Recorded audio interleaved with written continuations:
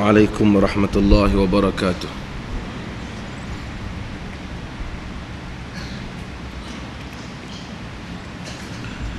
Alhamdulillah, nahmaduhu wa nasta'inuhu wa nastaghfiruh, wa na'udzu billahi min shururi anfusina wa min sayyiati a'malina. Man yahdihillahu fala mudilla lahu wa man yudlil fala hadiya lahu.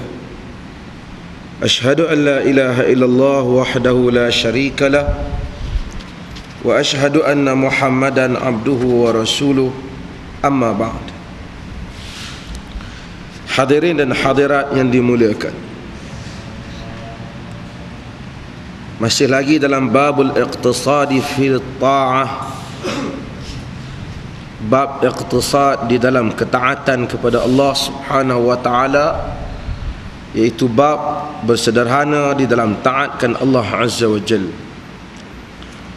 Wa an Aisyah radhiyallahu anha anna Rasulullah sallallahu alaihi wasallam qala idza na'asa ahadukum wa huwa yusalli falyarqud hatta yadhhaba anhu an-nawm fa inna ahadakum idza shalla wa huwa na'isun la yadri la'allahu yadhhabu yastaghfiru fayasubbu nafsahu. Muttafaqun alaih, yakni diriwayatkan oleh Al-Bukhari dan Muslim di dalam sahih mereka berdua. Daripada Aisyah radhiyallahu anha, sesungguhnya Rasulullah sallallahu alaihi wasallam bersabda, apabila seseorang kamu mengantuk sedangkan dia sedang bersalat,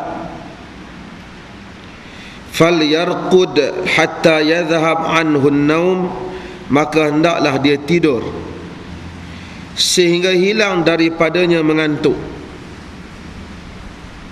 yakni dia duduk, dia baring sehingga hilang daripadanya mengantuk. Fa inna ahadakum, kerana seseorang kamu apabila dia bersembahyang sedangkan dia mengantuk, dia tak tahu, barangkali dia ingin beristighfar, memohon keampunan kepada Allah Azza wa Jal, lalu dia memaki dirinya sendiri. Nabi sallallahu alaihi wasallam sebut dalam hadis ni, jangan sampai satu orang oleh kerana nak gelut, nak pulun ibadat, walaupun dia mengantuk sangat-sangat dah, lalu dia paksa diri dia semayang pun terhoyong-hayang, dia mengantuk tapi dia nak semayang juga, hendaklah dia duduk, hilangkan mengantuk dia dulu. Kerana kata Nabi, barangkali nanti dia ingin beristighfar tetapi oleh kerana dia mengantuk, dia tak tahu, mungkin dia cerca diri dia sendiri, dia nak kata hak lain, dia kata hak lain. Hadis ini dimasukkan oleh Al-Imam An-Nawawi di dalam bab ini sebagai tanda bahawasanya tidak ada kemelampauan di dalam ibadah dalam Islam. Siapa semayang, terutama orang yang semayang, mungkin semayang ni, solat yang mengantuk ni biasanya qiyamul lail. Isya ni ada tempoh yang panjang dan kita diminta supaya solat berjamaah. Tapi kalau sesiapa yang asalnya sebab itu disunatkan Isya ni ditakhirkan, dilewatkan, Rasulullah lewatkan sikit Isya ni, tapi oleh kerana jamaah kita ialah jamaah yang barangkali kalau lewat pakai tak mai habis, maka ramai kita ambil masa tu awal sikit, masuk Isya kita salat. Tapi kalau makmum mampu, boleh dia lewatkan Isya. Sebab tu kadang-kadang sahabat terlena duk tunggu Nabi nak keluar Isya. Ma ziltum hahuna, kata Nabi, kamu semua masih di sini. Satu lagi yang mungkin orang lewat mengantuk ialah salatul fajr, semayang fajar, sehingga kadang-kadang dia mengantuk, dia bangkit semayang tak tahu apa. Kita kena tengok Orang tahu habis kalau subuh macam mana, tak kira subuh keluar tu takkan nak tambung tidur. Islam ni, hadis Bukhari, Nabi larang orang ni duduk sembang sampai tengah malam sehingga menyebabkan dia bangkit subuh lewat. Siapa yang tahu tak ada satu kerja, duduk sembang, cucur rokok sembang, tak ada satu kerja, dan dia tahu kerana perbuatan dia ni lah akan menyebabkan dia bangkit lewat subuh, perbuatan tu salah dari segi syarak.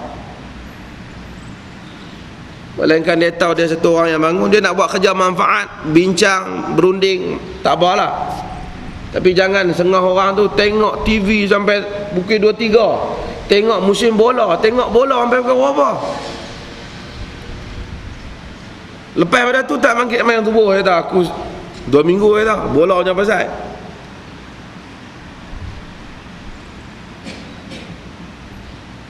Ini semua yang penting agama larang ghulu di dalam ibadah, melampau dalam ibadah.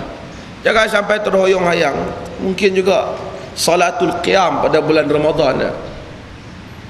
Kadang-kadang orang dia nak mayangan tu imam duduk mayang, dia mengantuk sangat-sangat, dia lena, dia sujud tu lena lah.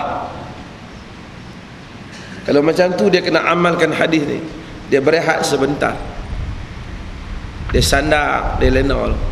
Sekali dia sambung, bagi hilang mengantuk dah, baru dia sambung. Dia kurang lah fadilat, dia kurang bersama dengan imam nama dia. Tapi dia lebih baik daripada dia melanggar arahan Nabi SAW yang menyebabkan akhirnya dia semayang dan dia tak tahu apa punca dia baca. Demikian dalam masalah yang lain ialah masalah puasa.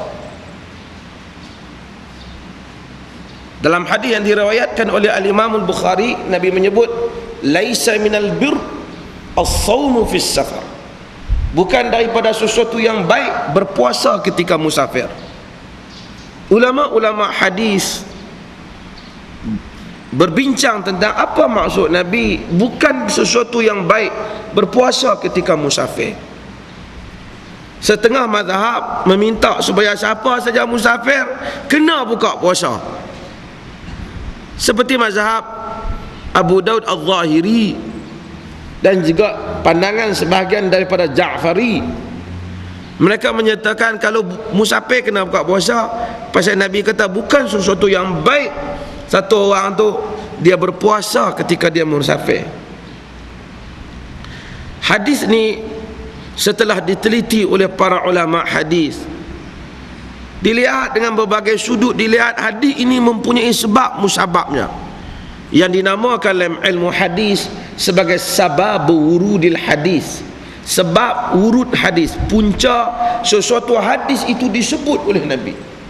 Nabi sebut hadis ni pasal dalam suatu musafir baginda tengok ada orang punya gelut nak puasa sampai dia pitam, sedangkan dia musafir. Nabi tengok pasal apa? Dia tadi pitam, tak tahan. Nabi kata bukan sesuatu yang baik berpuasa ketika musafir. Maksudnya sesiapa yang tahan nak puasa dalam keadaan musafir sampai rebah-rebah, maka itu menyanggahi tunjuk ajar Nabi SAW. Agama ini mudah, ada rukhsah dia, ada kelonggaran-kelonggaran yang diberikan oleh syarak, dan Allah Subhanahu wa taala menyukai kita mendatangi kelonggaran-kelonggaran tersebut. Ada kelonggaran yang dia bagi. Apabila kita musafir, dia bagi supaya kita untuk qasar, kita qasarlah. Setengah orang, aku tak maulah, dia kata bukan susah mana pun. Memang tak mau bukan susah mana, tapi tunjuk ajar Nabi, baginda tidak pernah musafir melainkan baginda mengqasarkan salatnya.